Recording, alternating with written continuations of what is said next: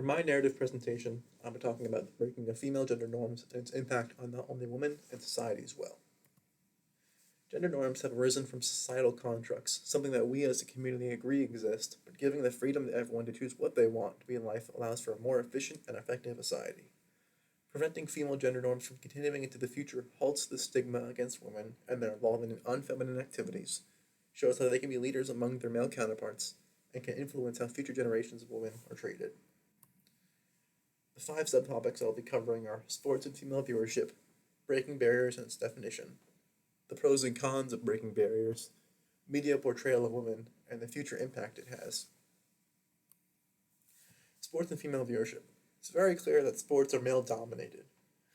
And studies have looked into this. Gender conformity plays a role. Women who desire to watch sports or spectate them or be involved in them are pushed away by societal rules. And it deters other women who may want to join from doing so because they see less and less women actively participating in it. It's pressure for women to not participate, and the opposite actually for men.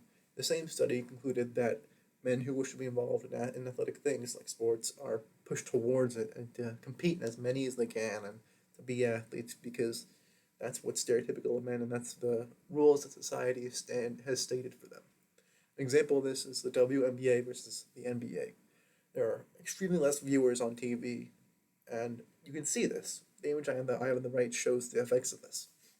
Sue Bird and LeBron James have both had a nearly equal career. They both have 17 seasons in their respective league, 4 WNBA and 4 NBA championships, but their salaries are completely different. LeBron James has a salary just in 2020 of nearly $37.5 million compared to Sue Bird, who only makes $215,000. Even the bonus that LeBron James makes for winning the finals in 2020 is more than Sue Bird's entire salary in 1 year. And the question is why? Well, this is because the people who watch WNBA are typically women, and because less women watch sports, WNBA gets less sponsorships, and less view time means less money towards the entire league. So, if you were to bring more women in and break these stereotypes, the money that each league gets to pay their players increases and it becomes more equal. What does it mean to break barriers? Well, breaking barriers is the involvement in non-stereotypical activities. Like I mentioned earlier, women in sports. It's important figures taking strides to break norms. In the past couple of years, in the past 10 to 20 years, we've seen more and more of an effort for women being active in sports, but also showing how they can be athletic while not also having to take away their feminine side. The example I have on here is Time Magazine. This is a Summer Olympic special, and it shows two female Olympic players in two different sports.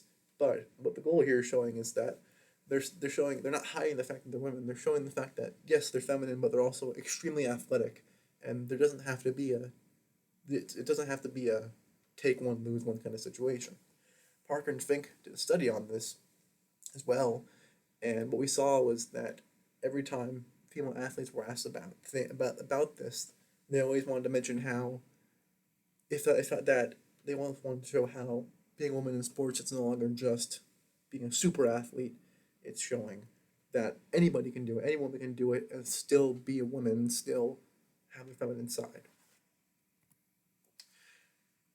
Now, there are pros and cons, or at least debates to breaking gender norms. Those who are on the pro side say that breaking gender norms provides women with more leadership roles. An example of this, actually a very early example of this, is Vice President nominee Geraldine Ferraro. In the 1980s, Walter Mondale was running for president and elected Geraldine Ferraro to run with him as vice president candidate. Now, even though they did not win that election, it was an example of the first woman being considered for such a high office level. This inspired young girls at the time. This inspired them, and as when asked about it, Geraldine Ferraro says that um, she was a great example and that she helped inspire many young girls later on in life to achieve higher roles in society and higher employment jobs that necessarily they wouldn't have wanted if it wasn't for the fact that they saw that another woman was taking part in it. What we see now, and what we'll talk about a little bit later and more deeply, is films, especially films like Wonder Woman. Wonder Woman, a film that came out only a couple of years ago, showed how women can take the lead and that they don't have to be bound by societal norms. The main character, Wonder Woman, often questions throughout the entire movie all the real weird laws that culture dictates on us that we have to follow, and comments how bizarre they are. The final side that pros try to, that people who defend pro say is that children can grow up to whatever they want to be with the breaking of gender norms. Doing so lets children not be bound by laws or rules that society dictates and can help them be who they are later in life. Those who say that breaking gender norms would be bad or detrimental for society say that it has the potential for people having difficulty in finding purpose in life. It can also lead to role confusion, and because there's so much availability for children growing up, they see it as too much, and it causes harm and makes it difficult for them to think about what they want to be because there's no guideline, like I mentioned in the next point. Those who don't think breaking gender norms is a good idea say that it's trouble for children when it comes to determining what they want in life because there's no guideline. A study that people will tend to bring up also is that rising economic development is correlated with stronger gender differentiation. A study by Falk and Hermel found that countries that have strong economic development, like America or other first world countries, see that it also correlates with strong gender differentiation. The issue with that is that it's very base level research, and many have questioned that study or other studies similar to it, saying, well, is it because we've created these rules that society has developed, and it's not necessarily because these two are correlated, but because it's been forced upon as we've had more access to more tools. Next is media portrayal, not just in films, like I mentioned earlier, but other things like sports. Another example of women taking the lead, oddly enough, is in female sports viewership. In 2015, for the first time in 95 years of the NFL being around, the first female referee, Sarah Thomas, was hired. Another example of this is Under the Skin. Under the Skin provides an outlook into what it means to be a woman in at least Western culture, and it asks, and it shows a story of an alien creature that imitates women and ensnares men.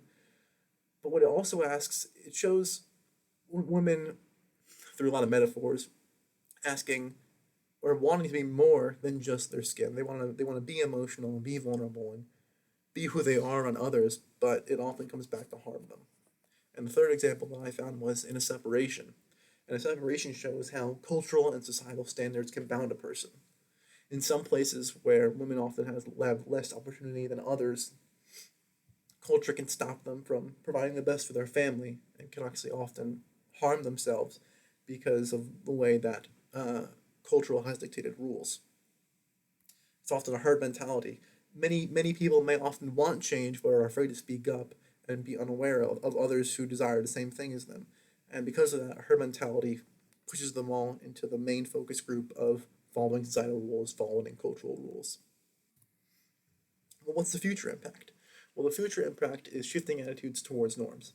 Another study done by Wenhold and Harrison on women and raising future generations of daughters have found that they are more and more open to treating them without cultural norms, letting them be who they are, letting them grow up and learn about things and find out about who they are, what they enjoy, their hobbies, their life goals on their own without being told by society, you have to follow this rule. If you're a gorilla, you can't do this, this, or this, but you can do this, this, or this.